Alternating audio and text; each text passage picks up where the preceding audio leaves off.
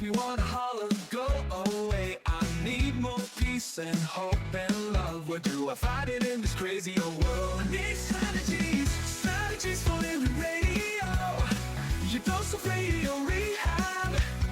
Strategies for living radio.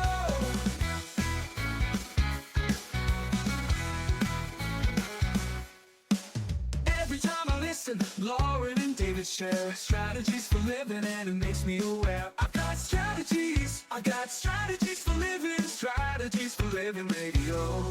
Your dose of radio rehab. Strategies for living radio. Your dose of radio rehab. Strategies for living radio. You know, we need them. We do. We need those strategies for living. So, are you ready? Are you ready for your daily dose of radio rehab? I think I'm ready. Yeah? Could I get a sign? Yeah. Maybe I could give you a sign today. Okay. Hey, folks, welcome into another edition of Strategies for Living. I'm Dr. David McMillian. She is looking for a sign. She is psychotherapist, PLPC, Lauren Leon McMillian. Well, that's what you therapist types do. You look for signs, don't you? You look for signs all over. Signs and symptoms? Is that the kind of direction you're going there? Who is the comedian? Who is the comedian that says, "There's your sign"?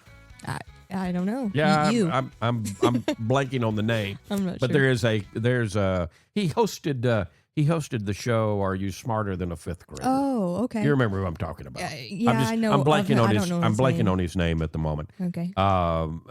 People are shouting at the Yeah, people are shouting right now irritating people his right name now. at the radio. So tune in. The guy and with you'll the hear. hair. That's it. The guy with That the guy. hair. Yeah, so he does. So he said, there's your sign." Well, we all as humans, we rely on signs, don't we? Sure. Yeah. And we look for signs. Well, I mean, if we really think about the physics of life, right? Life itself is a mirror. And so it's very, really innate that we look for signs, right? That we look for that reflection back towards us. So here's the question of the day. Here's what we're going to talk about today. What are those signs that you are becoming the type of person that you were meant to be? If we could figure out some of the signs there, show me the way. Yeah. I mean, that would be extremely valuable, wouldn't it? I'd say for each of us and for the world, because that's absolutely the ultimate goal. We are going to talk about that today. We are going to consider the signs that you're becoming the person, that each one of us are becoming the person we're meant to be.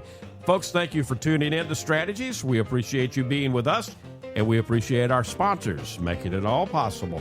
The Robinson Film Center, Azalea Cleaners, Pintail Roofing, Learning RX, we train your brain. The Balanced Life Wellness Center, Fertitas Delicatessen, home of the Godfather, Alligator Italian Sausage, pretty good muffies too, SRT Sales Training, Uprising, Addiction Center, and Mira, Direct Primary Care. Back in a moment. Where's your sign? We're going to look for it today. Are you becoming the kind of person you were meant to be? That's today on Strategies.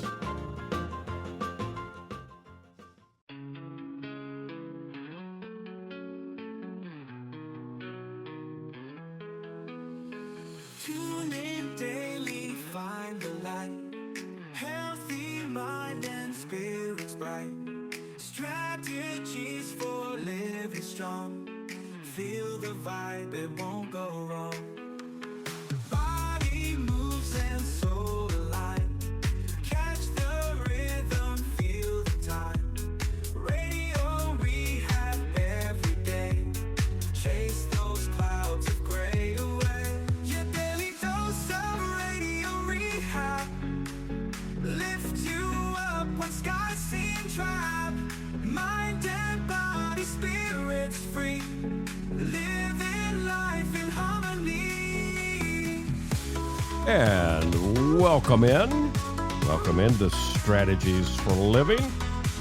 Lauren Leon McMillian, David McMillian, talking about signs today. Talking about the signs that that you're becoming the kind of person that you're meant to be. So you're becoming Bill Engvall. Yeah. Bill Engvall. Okay. It was either Bill and I said it was the guy that hosted Are You Smarter Than a Fifth Grader? That was Foxworthy. That was Jeff Foxworthy. Okay. But I think it was Bill Engvall and Jeff Foxworthy for a long time did some shows, some stuff together. Oh, okay. They're both comedians in and of their own right, but they teamed up, and there was maybe one or two other people that teamed up with them. But anyway, that's the guy that. Show me. There's your sign. There's your sign. Right. And the thing is, becoming the person that we're meant to be, right? In other words, becoming who you truly are. Yeah. Is that another way we could say that? It is another way you Okay. could say that. And it's not some magical transformation. It's not something that happens overnight. No. It's something that if we're working at it, it's going to be revolutionary in our lives, but it'll be a quiet revolution. Mm-hmm. It happens in moments. It happens in small moments. Mm-hmm. It's the moments that we choose authenticity Mm-hmm. over pretense, being who we truly are as opposed to what we think other people expect us to be. That makes sense? Absolutely, yeah. It's Because a lot of us spend a lot of years, trying to be who we think others want us to be. And then we discover that, genuine happiness comes from honoring who we truly are. Yeah, it's a gradual peeling away, right? It's the idea that we come into this world and we're given all of these messages, these beliefs, these stories about who we are and who we ought to be within ourselves, our families, the community, and the world, right? And then the rest of your life is hopefully spent peeling back those layers. Yeah. And examining them and deciding, well, is this a layer that I want to keep? Or is it one that I need to shed, right? Yeah. I mean, it's the idea that self-actualization is not it's not a sudden one and done process. Well, I'm glad you brought the term up, actualization. Yeah. Yeah. Yeah.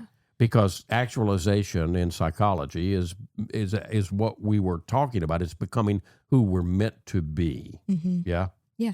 Lining up with who we are on the inside, Right. as opposed to trying to figure out how to please other people Mhm. outside of us. Yeah. Yeah. Yeah. It's the idea that we're all given this unique set of, however you want to look at it. From a spiritual view, you're a faucet of God in these, very specific alignments, right? And Right. in psychology, we might think that, they're facets of personality or, development over time, right? Yep. But however you want to look at it, there's a unique footprint of who and what we are. Yeah. We come into the world with it, and it often gets buried, right? And we often get hurt over when we feel like those true bits of us are exposed. Yeah. And so the process then of the life is to become who you truly are. I mean, that's a Jung quote, right? The idea of the greatest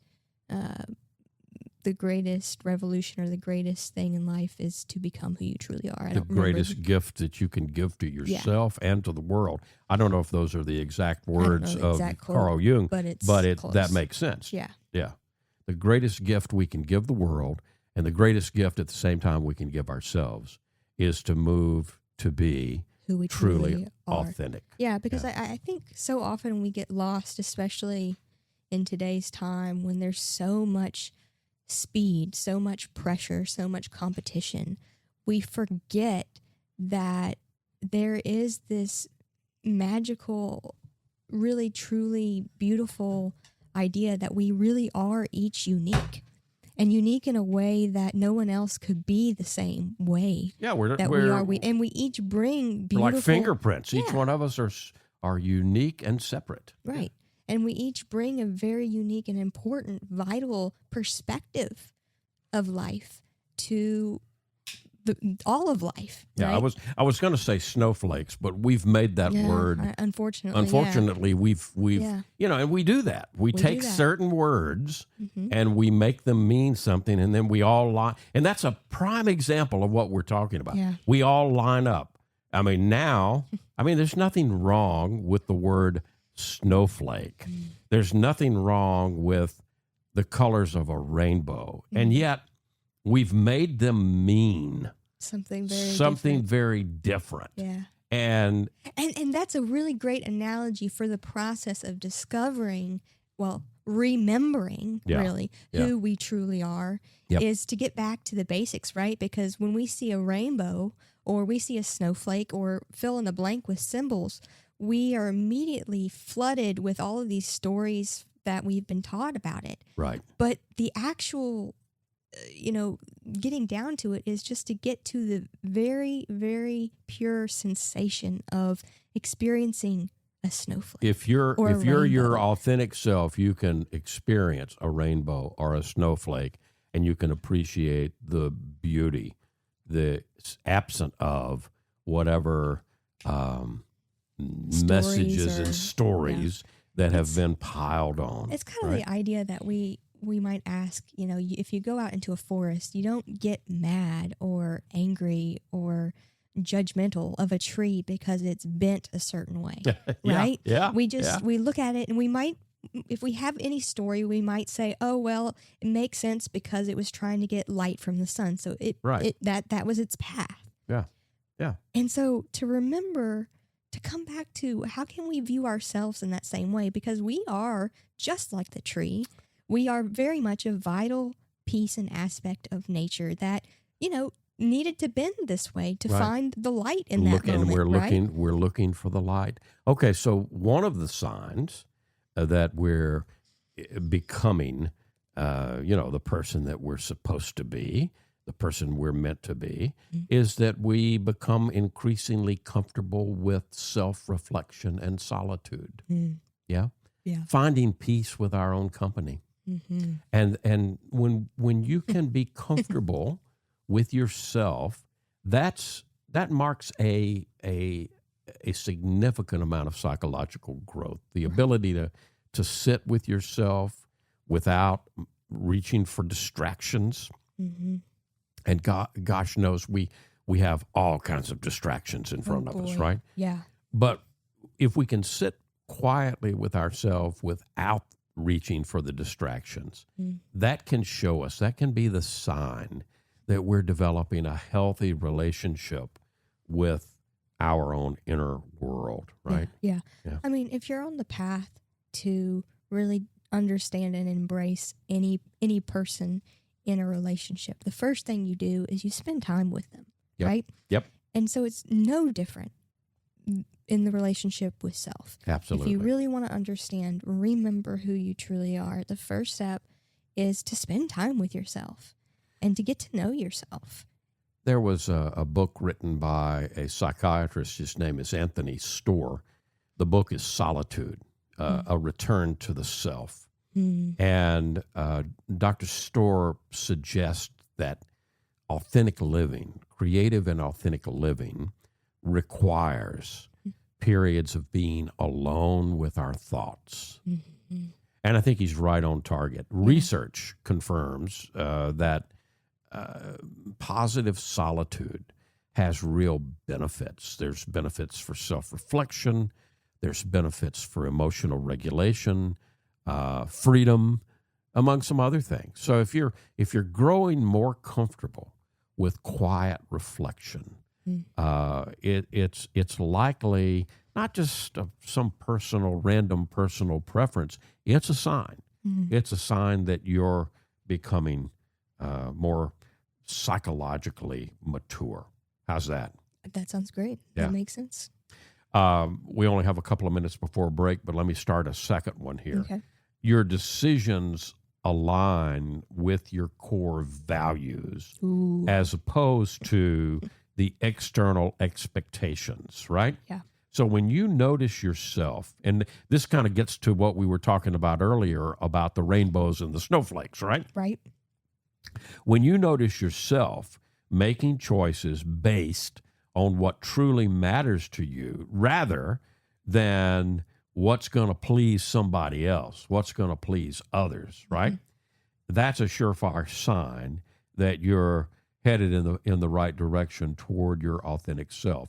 The alignment between your values and your decisions creates this congruence, this sense of congruence that perhaps you've been missing out in your life, right? Yeah, and it also builds trust within yourself, right? Because when your body and your mind sees you acting in a way that's in alignment with its wants and its needs, then you begin to fall into this place of deep trust with yourself, Right.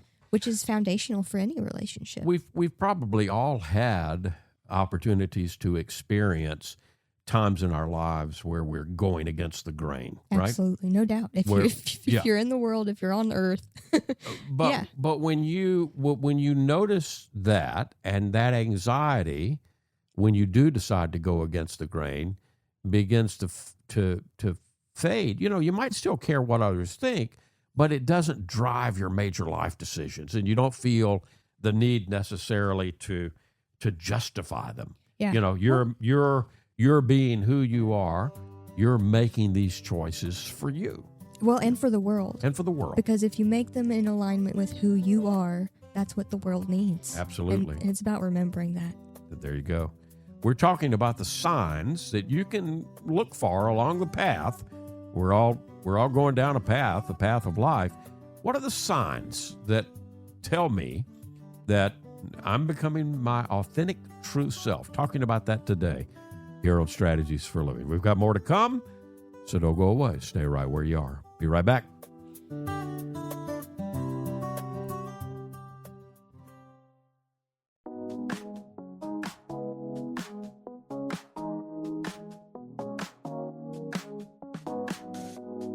Facing the same old problems day to day makes you wanna holler, get away. Looking for the road that'll get me there. Looking for hope and peace to spare. Looking for strategies for living radio.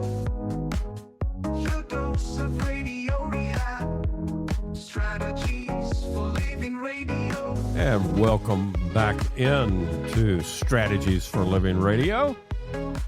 Lauren McMillian and David McMillian here on Strategies for Living. Thank you for being with us. We're talking today about becoming your authentic self. What are the signs along the way that you know that to tell you, that indicate to you, well, you're on the right track. You're becoming your authentic self. As you have said, Lauren, it's what the world truly needs. Yeah. It's good for us. It's good for the world. It is. It's a win-win. So, we were talking about your decisions line up with your core values rather than external expectations. In psychology, there's something called locus of control. Right. Right? Mm-hmm. And there's actually measures. I think you can probably go out there on the internet and find a measure of locus of control. And when you score it, you either have an internal locus of control or you have an external locus of control. Right. If you have an internal locus of control, or it's a scale, so it's a spectrum, Mm-hmm. and so the higher your internal locus of control, that means the more you trust your own judgment over external approval. And why wouldn't we do that? Because nobody else can define happiness Right. for you. Mm-hmm. Only you can determine what makes you happy. I mean, Right. on a logical level, yes, it makes sense why we would want to aim there, right? But it also makes sense why in our culture, from an early age, we get knocked out Yeah. into the external locus of control because because just in the place of being a child, right, who's completely dependent on adults around them, right, whoever they may be, their parents, grandparents, Right. guardians, teachers, whatever, right? I mean, There so, are a number of them that come together and give us lots of messages. and so you're immediately kind of placed out of survival. You need to develop this sort of external locus of control. And, quite often the parents, the adults around us don't understand how to really, if they don't understand how to connect with us as children empathetically on a level that I can understand how you feel and reflect that back to you, Right. and then also help you to manage that, you immediately look outside to try to figure out, well, how do I deal with this? Right. Yeah. Right. Another sign is that you find yourself naturally setting healthier boundaries for yourself. Mm. So natural boundaries happen when when those happen without conscious effort. You are becoming your true self, and it's a lot of times if you go into counseling or you go into therapy, very often the therapist is going to help you work on boundary setting. That's going to be one of them. It's going to be, Probably, yeah. And the more you can begin as you do, you just naturally do that on your own. That's a sign. That's a sign that you're becoming your true self. Right. Because you start recognizing what truly feels right and what doesn't, and you begin to trust yourself. You begin to trust your gut, Yeah. trust your insides. Right. Yeah. Yeah. Trust the feelings. Yeah. Your and no becomes very clear. I will put an asterisk there, right? Because the first time you begin to set boundaries, it often comes with some guilt, right? Oh, sure. It feels sure. it Feels doesn't weird. feel great. Yeah. And so it's not going to feel great like you're trusting yourself at first. Right. Right. But Right. over time, you will develop a better relationship with yourself. The research in psychology, and there's a lot of it, shows that healthy boundary setting correlates very strongly with emotional well-being and with self-respect. And that defines where you end and others begin. There's a great book, Dr. Henry Cloud. I have a copy of it in my office. He and another Townsend. Townsend is the other one. Yep. They wrote Boundaries. They wrote a book. They co-wrote a book called Boundaries. Right. And in that they describe them as property lines that define what we're responsible for. Emotional property. Yeah, lines, emotional right? property line, what we're responsible for and what we're not responsible for. I mean, why do we do property lines, between neighbors? Well, I got to know where to stop cutting the grass. Yeah, where does my responsibility end? Yeah, I might cut some of my neighbor's grass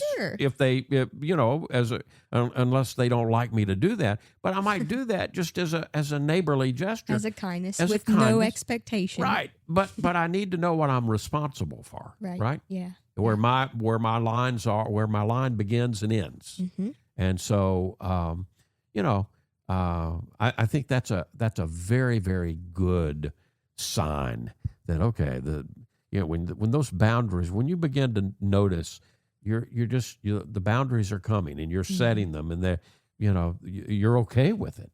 That's a sign. You grow, you experience this growing sense of authenticity in your interactions with other people. Yeah. Yeah. A lot of us wear a number of social masks to some degree or another. A lot of us wear a bunch of them. Sure. And this particularly happens in our younger years, when we're worried about fitting in and all of that. But as emotional maturity comes along and self-discovery, you begin to drop some of the acts, which means you drop the mask. Right. And you step into being who you truly are, your genuine self. And the result is that conversations become less a performance and instead leave you energized instead of Exhausted. Exhausted, yeah. I think that's a big sign for people. If you're leaving conversations, if you're leaving interactions exhausted, you need to look at that, right? Yeah. And what within you, where is your energy going? Right. Right? Is it going to keeping up mass, keeping up a face? And if so, how can you begin to drop that? And if that's going to lead to people moving away, well, that's a natural process of life. Yeah. There's going to be, the whole point of coming into fullness of who we are is to attract our tribe, right? The people who will resonate with who we truly are in our fullest is who is meant to be. And if you are not in your fullest self, Right. you're actually doing a disservice to all of those other people who are meant to find you as well. Absolutely. Yeah. It's like Yeah. a beacon, Yeah. right? Yeah. If you in social situations, if you notice that you are more interested in real connection than you are in impressing others, then that's a sign that you're showing up as your true self in relationships rather than as who you think others want you to be and expect you to be. You know. Yeah. So that's a sign.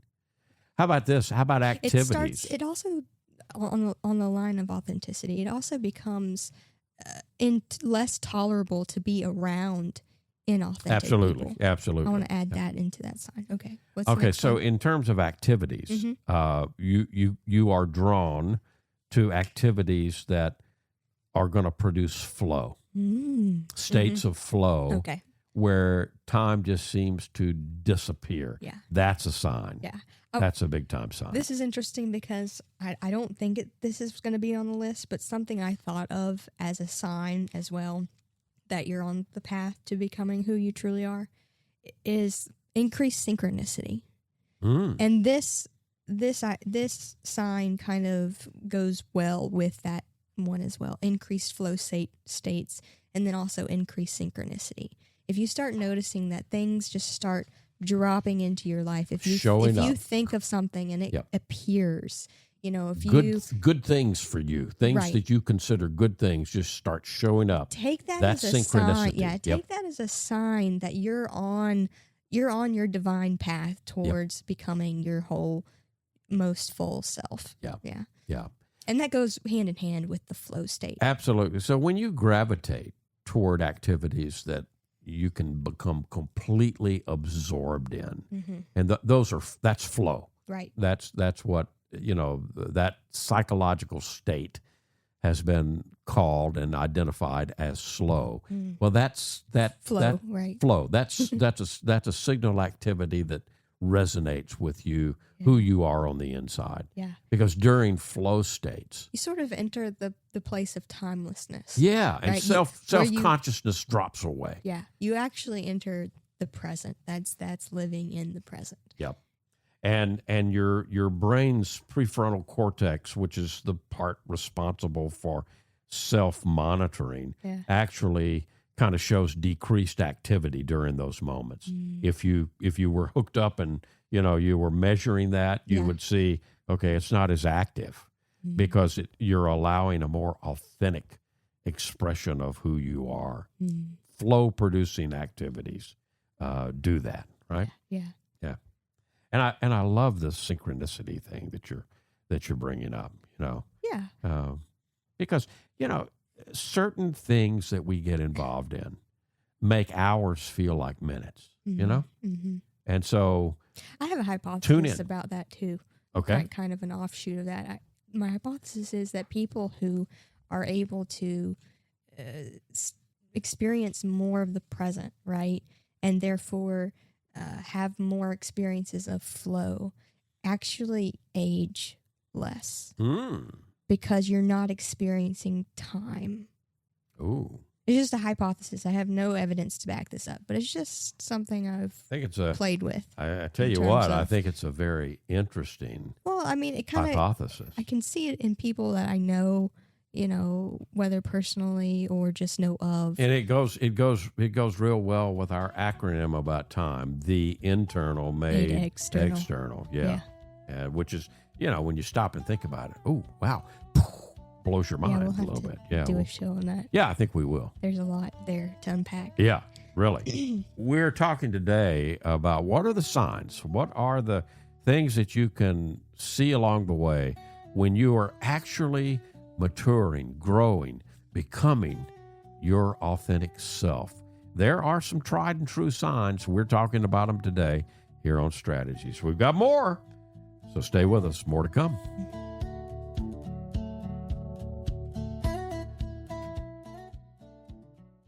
We all have problems every day. We all need help along the way. We need strategies Strategies for living radio. And welcome back. Welcome back into Strategies for Living Radio. Lauren Leon McMillian, David McMillian, looking for those signs. Where are the signs that we are becoming our true self, our authentic self? Here's one, Lauren. Yeah. You recognize patterns from your past, but you find yourself responding very differently than you have in the past. So you may still feel a twinge, a trigger, Sure. whatever you want to say. Yeah. But as you evolve, you don't evolve out of the trigger. Yeah, Right? right. You're still going to be triggered. That's to be human is to be triggered, but and we all have opportunities that present themselves over and over where Right. that I know what's going to happen here. And that's the Yeah. growth point, right? Right. Where you're able to see, we talked about, seeing snowflakes or rainbows and having the different meanings and Right. and ideas around it. So if you're able to reframe a trigger as an opportunity to reprogram, Right. or to grow, or to renew. Actually, just it begins with the ability to both identify your triggers, figure out what they are, Right. and then figure out, instead of letting them control you, how do I want to respond to them in a healthy way? Right. And here's how it lines up with when you're becoming who you truly are, right? Right.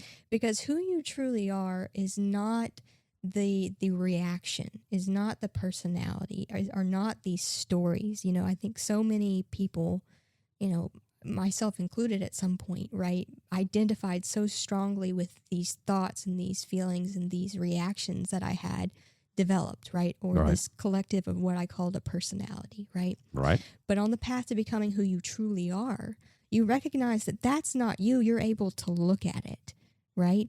Who you truly are is this grand, powerful being Absolutely. that's able to observe the interactions. And most of us within don't yourself. realize how very powerful we are. We Right. will argue.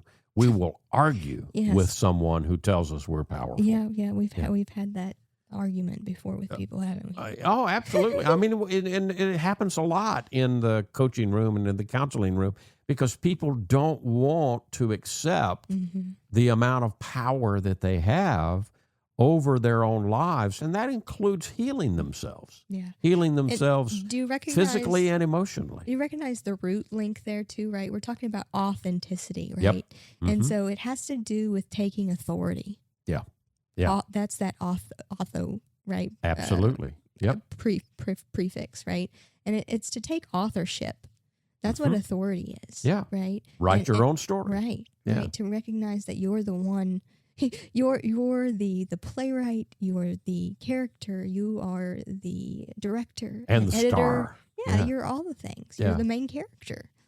All So, of it. so mindfulness psychology talks about the pause. Mm-hmm. So the pause is that moment of awareness between stimulus and response. Yep. And that moment, that what they call the pause, that is where your freedom to choose lives. Yep. Okay? Because each one of us have a freedom to choose our responses. Some people will argue with that because it happens so quickly and we haven't done the work to put the pause into our lives. And so it seems to be automatic, but it's not. It's not ever automatic. It may just be, if you've never done the work, it may happen in a nanosecond. Right. But there's still that nanosecond. And if there's that nanosecond, it can be extended to a full second. It can be extended to 5 seconds. It can be extended to 10 seconds. And you don't need too much more than that, to give yourself a whole lot more freedom. Yeah. And than you've to had. make a different choice. Yeah. Right. Exactly. So identifying and recognizing your triggers and figuring out, hey, I can respond differently. Yeah. You know, one of the things that I've noticed for me over the years is now, you know, as when a trigger comes up, it's almost like those little those little warning signs that appear on your computer, the little error like ding ding, you know, and you have an option there, right? It's basically the option is, okay, do I want to keep this file or do I want to change it? Yeah. Right? And so to be able to access it in that way is incredibly empowering. Yep. And again, you know, recognizing that we all have that power. Absolutely. Mhm. Absolutely. And, Okay, and another. I think it starts with being kinder to yourself. Well, but you're anticipating the next thing. Well, look at there. Okay, so you know, we all talk to ourselves, right? We all have this ongoing conversation in our head Yes. that, you know, and so a sign that you are becoming more authentic is when you notice that self-talk, that conversation in your head becomes more self-compassionate. Yeah.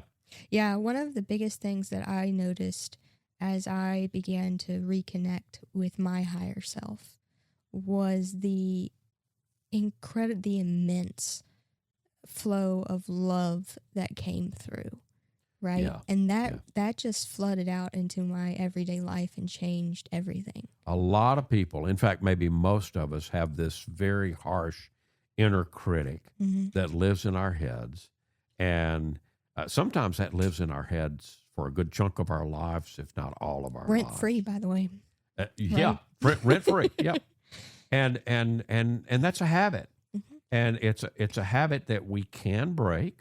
And it was often usually developed out of protection. Right? Yeah, it's a protective coping mechanism. But it's also often, as we age, a habit that interferes with us being and lining up, as we're talking today, with who we truly are meant to be in the world. Big time. Because Our often authentic what self. that inner critic is doing is just repeating the pattern of what those around us said or did to us as, you know, young people were growing, as we were growing and showing those true parts of who we are. Right. And they were criticized, right? Or put down or ostracized or belittled, whatever it was. We don't have much more time, but I'll try to get in one more. Okay. You experience a greater sense of gratitude and present moment awareness. In other words, the small joys. Back to those snowflakes and rainbows.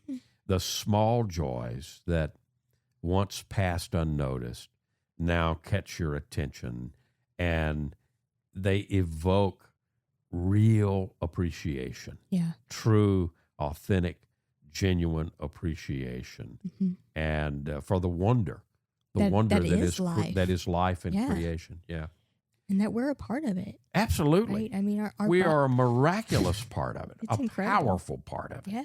Yeah, and so I hope today we've maybe given some ideas. Maybe you see some of the. I hope you have recognized some of these signs within yourself. If you haven't, if you're recognizing the opposite signs, well, there's help available. Take that as a sign too. That's a sign too. There you go. We will be back here on Strategies for Living. Come back with us.